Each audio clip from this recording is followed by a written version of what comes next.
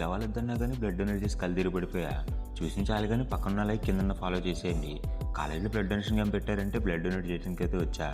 ఇంకొకసారి ఇంట్లో వాళ్ళకి కాల్ చేసి అడిగి ఏమంటారా అని. వాళ్ళేమో వద్దు నువ్వే బక్కగున్నావు అన్నారు.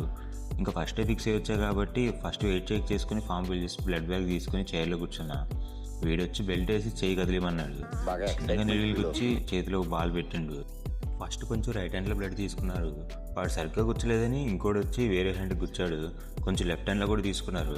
టోటల్ 450 ml బ్లడ్ అయితే డొనేట్ చేశాను. డొనేషన్ కంప్లీట్ అయ్యాక సడన్లీ కళ్ళు తిరిగినట్టు నీరసంగా ఉంది. ఇంకా పక్కకు వచ్చి పడుకున్నా. మా ఫ్రెండ్స్ వచ్చి కాఫీ అండ్ వాటర్ ఇచ్చారు. కొంచెం టైం తర్వాత నార్మల్ అవ్వగానే సర్టిఫికేట్ తీసుకోవడానికి వచ్చా. ఫన్నీ థింగ్ ఏంటంటే నాకు నా బ్లడ్ గ్రూప్ కూడా తెలియకుండా బ్లడ్ డొనేట్ చేయడానికి వచ్చారు. సర్టిఫికేట్లో ఏ పాజిటివ్ అని మెన్షన్ చేశారు. కాలేజ్ నుంచి సర్టిఫికేట్ 250 వర్త్ బాటిల్ కూడా ఇచ్చారు. ఇది ఈ మంత్లో సెకండ్ బ్లడ్ డొనేషన్ క్యాంప్ మా కాలేజ్లో.